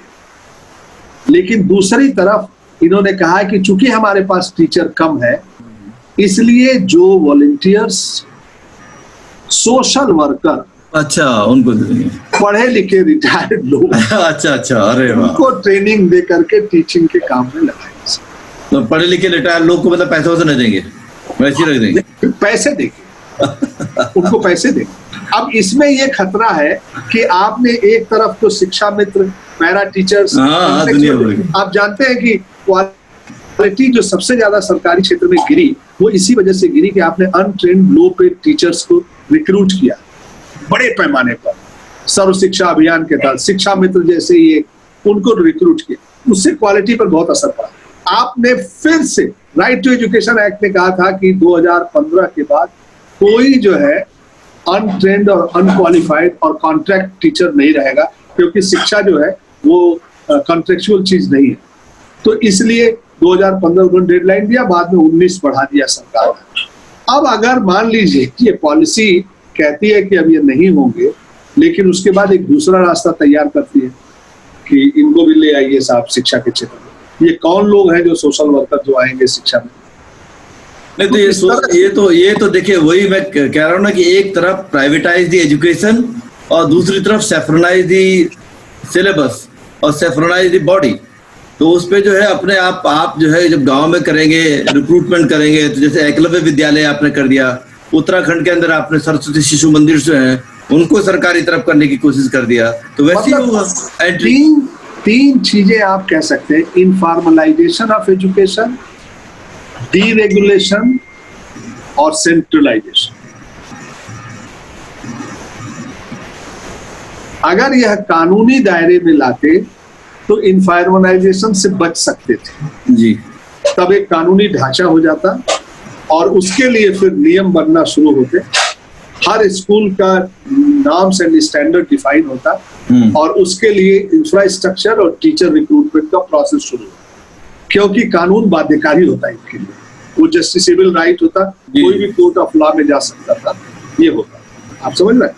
लेकिन वो जो है इन्होंने नहीं किया और इनफॉर्मलाइजेशन की तरफ ढकेल दिया पूरी स्कूली शिक्षा, और हायर एजुकेशन में डीरेगुलेशन कर दिया जगह जगह, और कमेटियां बना के उसको सेंट्रलाइज कर, एक रेगुलेटरी अथॉरिटी के और गवर्निंग। वो तो देखिए, वो तो बात ये थी कि ये बहुत पहले से चल रहा था कि जो हार्डवेयर है, privatise the hardware and saffronise the software. तो वो तो आप बोर्ड में जब बैठाएंगे, बोर्ड गवर्नर जो होंगे लोग, वो तो आपके लोग होंगे ना, इसको आपके पॉलिटिकल लोग होंगे, हर जगह बैठा करके किसी को। सोशल वर्कर के नाम भी आप अपने पॉलिटिकल लोग रख सकते हैं, वॉलंटियर्स के नाम पे आप अपने पॉलिटिकल लोग रख सकते हैं। तो जब वो ये तो शिक्षा को पूरी तरह से तबाह करने की बात होगी। बिल्कुल। अब देखिए, गुरुचरण दास और गीता किंगडम जैसे जो ऑथर्स हैं और जो न्यू लिबरल थिंकर्स हैं वो बड़ी तारीफ करते हैं। बहुत से लोगों ने ऑनर भी किया जिनको आप न्यू लिबरल नहीं बोलते हैं, लेकिन वो भी काफी नहीं, वो कंफ्यूज है। जैसे ये जो universalization of school education from 3 to 18 years, यह कस्तूरी रंगन ने तो कहा था कि यह जो होगा यह आरटीई के अंदर होगा जी। इन्होंने आरटीई हटा करके कह दिया कि हम इसको यूनिवर्सलाइज करेंगे। अब लोग इसमें कंफ्यूज हैं कि लोग हमको कई बार कहने लगे कि वाह साहब आपकी मांग तो मान ली गई कि राइट टू एजुकेशन एक्ट का एक्सटेंशन हो गया, तो अब लोगों को समझ में नहीं आ रहा कि एक्सटेंशन तो ड्रॉप कर दिया जी। वो जो व्हीकल था व्हीकल को ड्रॉप कर दिया और उस पर जो सवारी बैठी है उसका नाम कह दिया हाँ इनको वहां तक पहुंचाएंगे। कहाँ कैसे पहुंचाएंगे? बस और ट्रक है नहीं, आप पहुंचाएंगे कैसे? उनको 1000 किलोमीटर की यात्रा कैसे कराएंगे? तो ये हुआ है। तो क्या इस जो ये डॉक्यूमेंट है, इस डॉक्यूमेंट को लेके पार्लियामेंट में डिबेट नहीं हो सकती है? डिबेट नहीं करानी चाहिए? इन्होंने कैबिनेट से अप्रूव कर दिया, डिक्लेयर कर दिया और कह दिया कि ये भारत की शिक्षा नीति है। मैं आपको एक बात कहना चाहता हूँ कि यह जब स्कूल बंद है, यूनिवर्सिटी और कॉलेजेस बंद है, तो इतनी जल्दी क्या थी इस पॉलिसी को पारित करने की इस पेंडेमिक के जमाने में? क्योंकि इस पॉलिसी का इस पेंडेमिक में तो कोई उपयोग है नहीं जी। आप इस पेंडेमिक में जब आप ऑनलाइन एजुकेशन, जैसे मैं एक बात छूट गई मेरी, ये ऑनलाइन एजुकेशन की बात ये कह रहे हैं, डिजिटलाइजेशन, आपको मालूम है ये भी एक प्राइवेटाइजेशन का टूल। बिल्कुल। बड़ी बड़ी टेक्नोलॉजी कंपनियां वो कह रही हैं सरकार को कि आप हमारे डिवाइसेस खरीदिए। हाँ, बड़े बड़े खरीदिए और सब बिल्कुल खरीदिए, और प्राइवेट स्कूलों को पेरेंट्स को दबाव डाला जाएगा कि उनके डिवाइसेस खरीदिए। उनको एक बड़ा मार्केट दिखाई दे रहा है और उनको कहना है कि ये कोरोना रहेगा फिर ये जाएगा तो दूसरा आ जाएगा, अब यही चलने वाला है। तो शिक्षा जो है ऑनलाइन चलेगी, डिवाइसेज के भरोसे चलेगी। अब हमारे जैसे देश में एक तो पहली बात है कि डिवाइसेज में अगर 4 घंटे आप आंख लगा के बैठेंगे तो किसी भी बच्चे के स्वास्थ्य के लिए नुकसानदायक। वो 2 घंटे ज्यादा बैठ ही नहीं सकते हम लोग, बहुत दिक्कत होती है बैटरी से। बिल्कुल। तो एक तो ये है, लेकिन हमारे देश के अंदर जो अंडर डेवलप्ड देश है, बहुत तरह की विविधताएं हैं, जाति, शिक्षा का जो सामाजिक भूमिका है जी, वह भूमिका इस टेक्नोलॉजिकल इंस्ट्रूमेंट के जरिए खत्म हो जाएगी। देखिए हम टेक्नोलॉजी के समर्थक, आप टेक्नोलॉजी पढ़ाइए, आप एक सब्जेक्ट पढ़ाइए, एक स्किल के रूप में उसको इस्तेमाल कीजिए, ये सब कीजिए। लेकिन अगर आपने उसको माध्यम बना लिया तो उसके कई खतरे हैं। एक तो शिक्षा का जो लार्जर उद्देश्य है उससे कट जाता है, नंबर 1। शिक्षा की जो सामाजिक भूमिका है वो खत्म हो जाए। दूसरा, ये ज्ञान की एजेंसी चेंज हो जाएगी। पहले ज्ञान की एजेंसी टीचर थे, एजुकेशनल इंस्टीट्यूशन रहे हैं, प्रैक्टिशनर्स रहे हैं, कम्युनिटीज रही हैं। अब जो ज्ञान का एजेंसी टेक्नोलॉजी कंपनियां हो जाएंगी, वह पाठ्यक्रम बनाएंगे, वह सारी चीजें तैयार कर रही है। अभी हाल ही में रोटरी क्लब ने एमसीईआरटी से एक मेमोरेंडम साइन किया डिजिटल पाठ्यक्रम बनाने के लिए। अब आप समझ सकते हैं कि एजेंसी शिफ्ट कर जाएगी एक बात, क्योंकि ज्ञान आता कहां से? ज्ञान तो उत्पादन के संघर्ष से आता है, सामाजिक संघर्षों से आता है, कुछ एकेडमिक एक्सपेरिमेंट से आता है, और उसके जो स्रोत होते हैं वो यही लोग हैं। जैसे मान लीजिए जो प्रोडक्शन में लगा हुआ लोग है वो है, कुछ शिक्षाविद है, कुछ इस तरह, तो वह सोर्स खत्म हो जाए। और ये टेक्नोलॉजी। और तीसरी बात जो मैं कहना चाहता हूँ कि पहले से ही गैर बराबरी पर खड़ी हुई शिक्षा व्यवस्था में एक और विभाजन खींचेगा, क्योंकि हमारे देश में 27%, NSSO 17-18 का डाटा कहता है कि 27% केवल इंटरनेट की रीच है, और 10% केवल 10% आपको जान के हैरानी होगी लैपटॉप, कंप्यूटर और स्मार्टफोन। तो और कई बच्चों ने आत्महत्याएं कर ली असहायता में, हेल्पलेसनेस में, क्योंकि उनके माँ बाप की नौकरी चली गई लॉकडाउन में, और ऑनलाइन कोर्सेज के लिए उन्होंने अपने बच्चों को उपलब्ध स्मार्टफोन नहीं दे पाए वो, और बच्चे आत्महत्या। नहीं, एक चीज और भी है ना अमरीश जी, ये देखिए कि पहली बात तो है कि स्मार्टफोन से बच्चा पढ़ नहीं सकता। चलो लैपटॉप का तो हम फिर भी मान सकते हैं कि भाई लैपटॉप या डेस्कटॉप घर पे हो तो बड़ा होता है। स्मार्टफोन पे कितना वो कान हाथ गड़ा के जो है, और जिस तरह से हमारे देश में इंटरनेट है, पावर की पोजीशन है, लाइट गायब होती रहती है, नेट हल्का हो जाता है अचानक से, दिल्ली जैसी जगह में होता है, तो आप बात करेंगे कि वो झारखंड में या यूपी के किसी गांव में या उत्तराखंड के किसी इलाके में, तो ये जो पूरा एक षड्यंत्र है वो ये है कि शिक्षा को एक्सक्लूसिव बनाने का है। तो इसमें जो हमको नजर आता है कि जो ऑनलाइन क्लासेज है, जो डिजिटलाइजेशन है, उस पे जो बड़े लोग हैं तथाकथित पैसे वाले लोग, उनके बच्चों को इस सुविधा होगी घर से पढ़ लें और समय मिले तो कभी कभार आ जाना कॉलेज स्कूल, और बाकी तुम घर पे अपने मम्मी का बनाया हुआ खाना खाओ, जो भी नौकर, और जो तो इसको उसके पास सुविधा होंगी, उसके पास डिजिटल लाइब्रेरी होगी, सब कुछ होगा। लेकिन जो दूसरे बच्चे हैं जो जिनका एक घर से बाहर निकलने का मौका मिलेगा स्कूल जाने का, उनको आप बंद कर देना चाहते हैं। बिल्कुल। और एक बात आपको मैं बताऊं देवभूषण जी, ऑनलाइन एजुकेशन जो है कोई एजुकेशन नहीं, ना बिल्कुल नहीं, क्योंकि एजुकेशन में अगर डायलॉग नहीं है, क्लियर लर्निंग नहीं है, क्वेश्चनिंग नहीं है, तो एजुकेशन है ही नहीं। आप बिल्कुल सही कह रहे हैं। इस बात को मैं इसलिए कहना चाहता हूं कि हुआ क्या है कि जिस तरीके से पिछले 6 साल में सरकार ने हर चीज को जो है, हर छोटी चीज को इतना बड़ा बना के किया है, जैसे मोबाइल का हाथ में होना सबके पास में आ गया, तो ये एक गलत फहमी जो है बहुत बड़े तबके में चली गई है। जिस तबके की हम चिंता कर रहे हैं, उस तबके को ये लगता है कि व्हाट्सएप पे पूरा नॉलेज है, मोबाइल पे सारा नॉलेज है, उसकी चिंता हम कर रहे हैं, क्योंकि वो ऐसा नैरेटिव बिल्डअप हो चुका है जगह जगह जा करके कि आप चिंता तो कर रहे हैं, हम भी चिंता कर रहे हैं कि डिजिटलाइजेशन डेंजरस है या हमारी शिक्षा के लिए। उस तबके को ये लगता है कि सारा नॉलेज उसके अंदर आ गया अभी, और मोदी जी उसी तबके को खुश कर रहे हैं। बिल्कुल। वो देखिए लोगों ने सूचना को ही नॉलेज माना। That is the point. सूचना नॉलेज नहीं है। अगर सूचना में कोई बहुत एडवांस है तो उनको माना जाता है कि बड़े नॉलेजेबल। बिल्कुल। तो ये सूचना देने का काम और सूचना एक तरफा देने का काम। सूचना फेक हो सकती है, सूचना गलत हो सकती है, सूचनाएं फेक भी हैं। तो ये ज्ञान को, शिक्षा को सूचना से रिप्लेस करना चाहते हैं। जी बिल्कुल। और उसका सबसे बढ़िया साधन है ऑनलाइन जी, तो वो इस्तेमाल करना चाहिए। मैं कोई डिबेट ना हो, कोई एक टच ना हो, किसी बातचीत ना हो, बस कोई डिबेट से तो हम सबसे ज्यादा डरते हैं ना, क्योंकि सवाल खड़े होते हैं डिबेट से। तो सवाल खड़े करने वाले नहीं चाहिए, तो इसलिए ये सूचना के भरोसे शिक्षा को चलाना चाहिए। तो जो हायर एजुकेशन में जो रिसर्च होगी तो वो गायब हो जाएंगी क्या?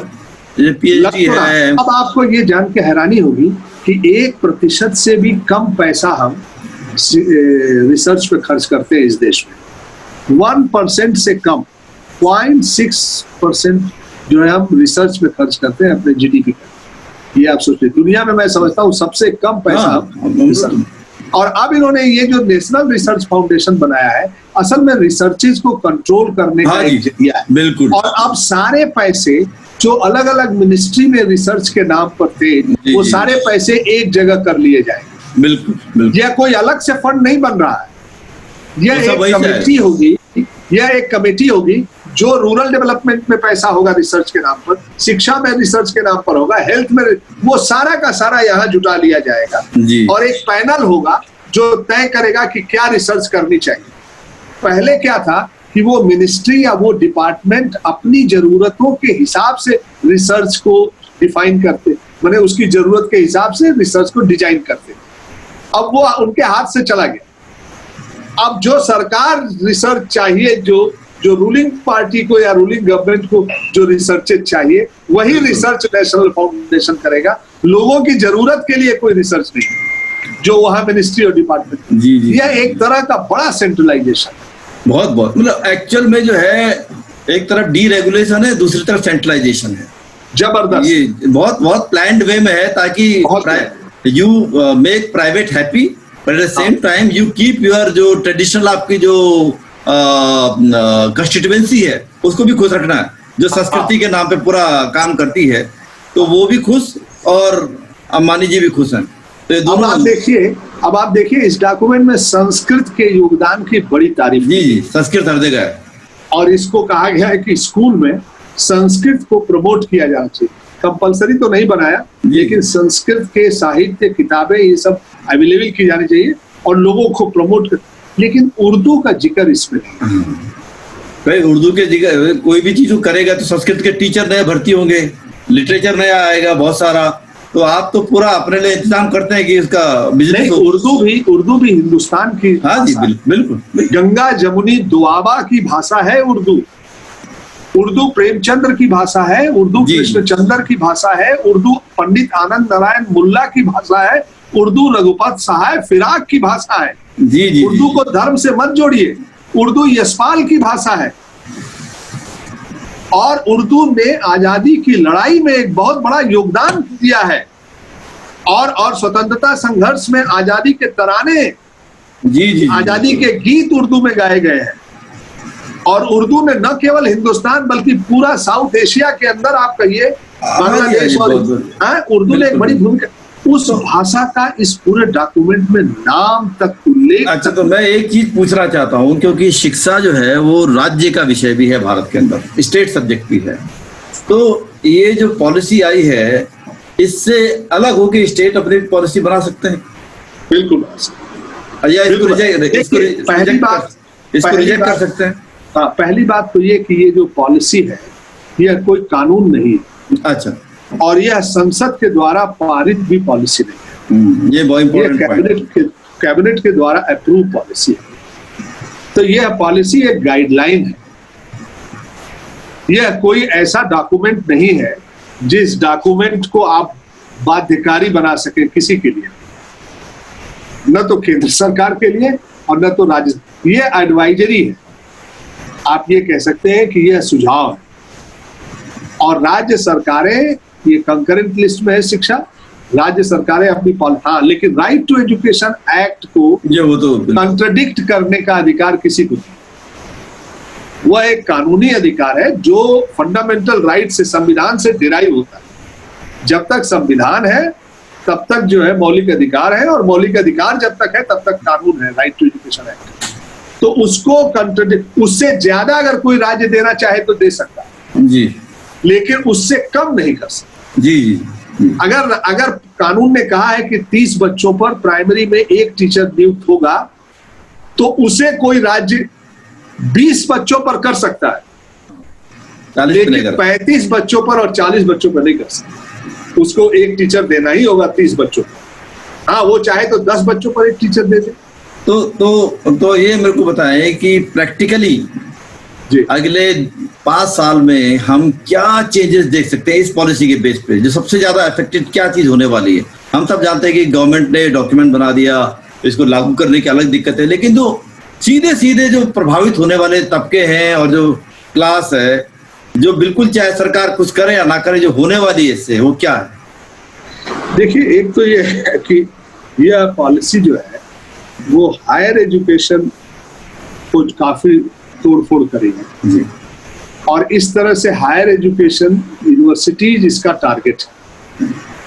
और यूनिवर्सिटीज के जो कंपोजिशन है, जिसमें आप जवाहरलाल नेहरू यूनिवर्सिटी जैसे यूनिवर्सिटीज देख रहे हैं, जहां पर दूर आदिवासी गांव का बच्चा भी पढ़ने आ सकता है, कम पैसे में हॉस्टल ले सकता है, रह सकता है, दिल्ली जैसे महंगे शहर में वो रह के अपनी पढ़ाई कर सकता है, वो अधिकार चला जाएगा।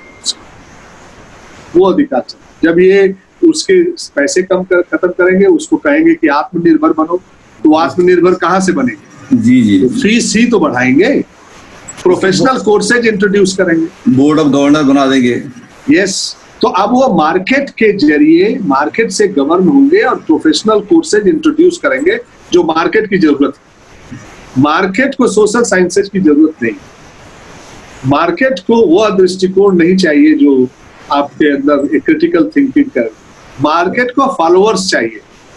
तो फॉलोअर्स कौन कौन से सब्जेक्ट बना सकते हैं, वो सब्जेक्ट इंट्रोड्यूस किए जाएंगे, बच्चों से फीस ली जाएगी और फीस के भरोसे वो चलेंगे, या फिर अपने कैंपस और अपनी जमीनें कुछ प्राइवेट इंस्टीट्यूशन को वो किराए पर दे देंगे, वहां से पैसे लाएंगे। ठीक है। तो इस पूरी पॉलिसी से जो सबसे असर जाने वाला है कि वो जो शिक्षा का जो अधिकार, लोगों ने इतने दिनों से शिक्षा के प्रति एक जागरूकता बढ़ी, शिक्षा में लोग अपने बच्चों को भेजना शुरू किए, चाहते हैं कि उसके जरिए आगे बढ़े, वो उस पर हमला होगा बहुत। तो इसमें जो मेहनत कश आबादी है, दलित है, पिछड़े हैं, बच्चे हैं, इसमें जो एक एम्पावरमेंट है, जो उस पर बहुत बड़ा हमला होगा। जो एक ऑटोनॉमस थिंकिंग है, उस पर बड़ा हमला होगा। तो ये डेमोक्रेसी के लिए काफी खतरनाक है। तो जो आप लोगों के जो कैंपेन चले हैं, जो अभियान चले हैं, उसकी क्या स्ट्रेटजी है? वो उसको ऐसी जैसे है वैसे एक्सेप्ट कर रही है, कहीं नहीं, हम लोग देने की सोचती है? इसको हम लोग बड़ा क्रिटिसिज्म कर रहे हैं, इसका क्रिटिसिज्म कर रहे हैं। और अभी भी हम ये कह रहे हैं कि एजुकेशन पब्लिक गुड है, ह्यूमन राइट है, और किसी भी देश को इससे खिलवाड़ करने का अधिकार नहीं है। शिक्षा कोई कमोडिटी नहीं है, खरीद फरोख्त की चीज नहीं। तो इसलिए आप इसको ज्यादा जो है, आप इसको प्राइवेटाइज नहीं कर सकते। आप इसमें आपको इन्वेस्टमेंट करना ही होगा, और आप इसमें जो है इंडिपेंडेंट वो इंडिपेंडेंस देनी होगी इसको। ये बातें अभी, ये लड़ाई जारी रहेगी, ये इसको लेके आवाज उठती रहेगी। स्कूल एजुकेशन से हायर एजुकेशन तक शिक्षा को एक अधिकार के रूप में स्थापित करने की, इस्टेब्लिश करने की मांग उठती रही। और ये अधिकार तभी इस्टेब्लिश हो पाएगा जब ये टैक्स पेयर के पैसे से चलेगा। जैसे ही इसमें आपने प्राइवेट सेक्टर को अलाउ कर दिया, प्राइवेट सेक्टर टेक ओवर करेगा इसको, तो इसका मतलब है कि ये पूरा एक असमान ढांचा तैयार हो जाएगा और बहुत बड़े हिस्से को बाहर कर दिया जाएगा। ये है। तो इसलिए शिक्षा is a right not privilege, यह जो कंसेप्ट है इसको लेकर के आंदोलन चलेगा। और बहुत सारे teachers, students, parents, civil society, ये सब लोग इस मामले में एकताबद्ध है और ये बातें उठा रहे हैं। दो चीजें से उठा रहे हैं। एक तो ये उठा रहे हैं कि शिक्षा प्राइवेटाइज नहीं होनी चाहिए, नंबर एक बात। और जो प्राइवेट सेक्टर है मौजूदा स्थिति में, उसका रेगुलेशन स्टेट को करना चाहिए, उसको रेगुलेट करना चाहिए। वो मनमानापन आपने छोड़ दिया है उसको। इसीलिए मैं कह रहा हूँ कि प्राइवेट सेक्टर का जो रेगुलेशन था, पिछली बार स्कूल मैनेजमेंट कमेटी बनाने की बात किया था इन्होंने प्राइवेट सेक्टर, वो भी खत्म कर दिया। तो कस्तूरी रंगन का जो ओरिजिनल ड्राफ्ट है, उससे ये ड्राफ्ट बहुत कमजोर है। जी। जनता के एम्पावरमेंट के हिसाब से ये बहुत कमजोर है, काफी चीजें निकाल दी है इसमें से। तो इसलिए एक तो ये हमारी बात रहेगी कि प्राइवेट सेक्टर की एंट्री पर रोक लगाई जाए, जो प्राइवेट सेक्टर एग्जिस्टिंग है उनको रेगुलेट किया जाए। नंबर दो बात ये कि शिक्षा कॉन्स्टिट्यूशनल स्पिरिट और वैल्यूज के हिसाब से चलेगी, और शिक्षा में डाइवर्सिटी दिखनी चाहिए। और एक शिक्षा और फेडरलिज्म, जो देश का फेडरल कैरेक्टर है, वो शिक्षा में दिखना चाहिए। शिक्षा को आप जो है डिक्टेट नहीं कर सकते। तो जो कॉन्स्टिट्यूशनल प्रोविजंस हैं, जैसे SC ST का रिजर्वेशन है, जो भी ऐसे प्रोविजंस हैं, वो भी जो प्राइवेट जहां पर है वहां भी लागू हो। यस। और यही लोग कह रहे हैं कि भाषा का सवाल या जो रिजर्वेशन के इश्यूज हैं, वो प्राइवेट सेक्टर में क्यों नहीं लागू होते, क्यों आप उसे छोड़ देते हैं? जी बिल्कुल। यह बात बराबर लगातार उठ रही है। इवन टीचर्स के अपॉइंटमेंट में भी आप जानते हैं कि उनकी जगह भरी ही नहीं जाती। जी। और जो दिल्ली यूनिवर्सिटी, जो यूनिवर्सिटी में रोस्टर सिस्टम आया था, उस समय तो बड़ी भर्तियां हो गई, और जैसे ही रोस्टर सिस्टम पर रोक लग गई, भर्तियां तब से बंद है।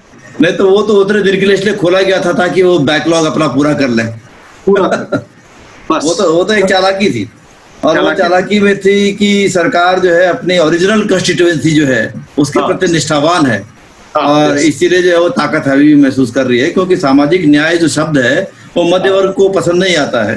आप जानते हैं कि मध्य वर्ग की एलर्जी है इन शब्दों से, रिजर्वेशन, आरक्षण। खुद वो आरक्षण का लाभ लेते हुए जा रहे हैं, लेकिन उनको लगता है कि ये किसी दूसरे को मिलना नहीं चाहिए ना। और तो बात यही है कि ये इन सवालों पर एक एकता है, एक बहुत बड़ा हिस्सा एकताबद्ध है। आपने देखा होगा कि पिछले 6 सालों में लोकतंत्र की जितनी लड़ाइयां चली हैं, उनमें एक बड़ा हिस्सा यूनिवर्सिटी कैंपस से बिल्कुल, और वहां से लोकतंत्र की आवाजें गूंजी हैं। तो इसलिए वो ज्यादातर जो थे वो केंद्रीय विश्वविद्यालय थे, तो मेरे को लगता है कि इसीलिए केंद्रीय विश्वविद्यालयों का पैसा कम हो जाएगा। क्योंकि ज्यादातर जो एक चीज था जिसके लिए मैं जो HRD मिनिस्टर थे अर्जुन सिंह, उनको सलाम करता हूँ कि एक उस आदमी की ये बहुत बड़ी कंट्रीब्यूशन थी उस सेंस में कि जो हायर एजुकेशन में और जो NCERT की बुक्स में जो पूरा जो चेंजेज आए थे, उस दौरान सब लोग ये कहते थे कि ये जो है वो सब हाई क्वालिटी वर्क है, लेकिन वही यूनिवर्सिटी जब दिखाई दे रहे थे कि कितना परिवर्तन था, कितने डिपार्टमेंट एक्सक्लूजन के नए खुले थे और किस तरह से रिसर्च हो रही थी जो बेटर हो रहा था। लास्ट मतलब 2014 से पहले जो था काफी स्टैंडर्ड बढ़ा था सेंट्रल यूनिवर्सिटीज का। लेकिन अभी शायद वही टारगेटेड हुआ और उसके जरिए जो पूरी रणनीति बनाई गई, जो जैसे आप कह रहे हैं। आप ठीक कह रहे हैं कि ये इस पॉलिसी ने भी कैरिकुलम फ्रेमवर्क को फिर से डिजाइन करने और लिखने के लिए कहा है। जी। आपको मालूम होगा कि 2005 में जो कैरिकुलम आया था, जी, NCF 2005 नेशनल कैरिकुलम फ्रेमवर्क, वो बहुत ही एक्सीलेंट, बड़ी तारीफ हुई थी, बहुत जगहों पे उसकी तारीफ हुई, काफी इंक्लूसिव था, काफी। अब उसको नए सिरे से, अब चूंकि वो 2005 में लिखा गया तो लग रहा है कि बहुत लंबा समय गुजर गया, लेकिन सच्चाई है कि वो 2005 का कैरिकुलम लागू ही नहीं हुआ ठीक से। अगर लागू हुआ होता तो भारत की शिक्षा व्यवस्था में बहुत बदलाव हो गया। जी, बहुत खास तौर से इंक्लूसिवनेस के लिहाज से, बिल्कुल इंक्लूसिवनेस के लिहाज से वो अब ये पॉलिसी कह रही है कि बहुत दिन हो गया, पुराना पड़ गया है वो, अब नए सिरे से कैरिकुलम फ्रेमवर्क। अब लोग इससे चिंतित है कि ये नया कैरिकुलम फ्रेमवर्क, क्योंकि असल में वो बात क्या हुई है कि ये UPA 2 के टाइम से ये गड़बड़ हुआ है। जब से जो है शिक्षा को जो है सीधे प्रॉफिट मेकिंग से जोड़ दिया गया, हायर एजुकेशन को, तो वहीं से जो है बड़ी बड़ी कंपनियां इस पे इंटरेस्ट शो करने लगी और इंटरनेशनल जो आपने कहा जैसे वो थके हारे जो इंस्टीट्यूशंस हैं वो जो आके यहाँ दुकान खोलना चाहते हैं और उसके जरिए पैसा करके, और भी बहुत भी आएंगे, बड़े इंस्टीट्यूशन भी आएंगे, लेकिन ऑब्वियसली वो अपने कैंपसेस कहीं खोलेंगे तो बड़े हाई प्रोफाइल जगह में खोलेंगे जहां पर केवल कुछ ही % लोग जा पाएंगे, क्योंकि उनका उद्देश्य तो केवल वो क्रीम को लेना अपने साथ में। बिल्कुल। तो वो जो प्रॉफिट मेकिंग है, एजुकेशन फॉर प्रॉफिट मेकिंग, वो एक बहुत खतरनाक थियरी है और वो जो है डिवीजन को और पैदा करेगी जो समाज के अंदर, क्योंकि जो उसमें, क्योंकि बहुत सारा तबका जो इस चीज से खुश होगा कि रिजर्वेशन को वर्चुअली रिडंडेंट बना दिया जाएगा और किसी तरीके से जो है जिनके पास पैसा है वो पैसे से रिजर्वेशन खरीद लेगा अपने जाकर के, मतलब बिल्कुल। जो बड़े लोग हैं जैसे पैसा डाल के मेडिकल कॉलेजेस में जाते हैं, वैसे ही पैसा डाल के हायर सोशल साइंसेज में चले जाएंगे, इकोनॉमिक्स में चले जाएंगे। मैं आपसे एक बात कह रहा हूँ, इस पर मैं तो अभी नहीं, लेकिन ट्रैक रखने की जरूरत है कि ये जो इनरोलमेंट होता है, जैसे मैंने आपसे कहा कि 19%, 17% इस चीज का जो है, 19% प्राइमरी में, 17% सेकेंडरी। अब ये करते करते जो 26% लोग जा रहे हैं उसमें कितने SC जा रहे हैं, ST जा रहे हैं, ये देखना होगा कि हायर एजुकेशन में कितना प्रतिशत SC ST माइनॉरिटीज आ रहे हैं, जिनकी आबादी के हिसाब से बहुत बड़ी संख्या है जी, लेकिन हायर एजुकेशन में उनकी संख्या बहुत कम प्रवेश पा रही है। और अगर बहुत कम प्रवेश पा रही है तब फिर ये कहेंगे कि साहब ये जो सीटें हैं जो आप रिजर्वेशन, ये तो भर ही नहीं रही हैं। हाँ, वो तो चुपचाप उसके जगह में दूसरों की एंट्री कर देंगे। तो सवाल ये है कि जब आपने प्राइमरी एजुकेशन में ही उसको एक्सक्लूड कर दिया जी, और उसके लिए आपने 6वीं से रास्ता खोल दिया वोकेशनल और स्किल एजुकेशन का, तो हायर एजुकेशन में तो पहुंचेगा ही नहीं, 12वीं तक पहुंचते पहुंचते तो वो दम तोड़ देगा। नहीं, मेरे को ये जो लगता है इसमें काफी चीजें ऐसी हैं कि जो 2030 तक जो SDGs का मामला है उसको भी हमको, क्योंकि हम सिग्नेटरी हैं उसमें, तो ये जो वोकेशनल वाला मैटर है एम्प्लॉयमेंट जनरेशन का, ये उसके लिए शायद तैयारी हो रही है। और इसे एक तीर से कई शिकार हैं, मतलब एक तरफ ये बोला जाएगा कि हमने एम्प्लॉयमेंट जनरेशन करने वाली चीजें पैदा की हैं और दूसरी तरफ जो उस तबके के लोगों को वो जो ट्रेडिशनल ऑक्यूपेशन है उसी में डाल दो। नहीं, मैं आपसे कह रहा हूँ ये आत्मनिर्भरता के कई मायने हैं। जी, बहुत आत्मनिर्भरता का वर्ण व्यवस्था को बनाए रखना और पुश्तैनी पेशे में लोगों को वापस लाना और वहां से इनकम जनरेट करके जीवन जीना, यह भी आत्मनिर्भरता है।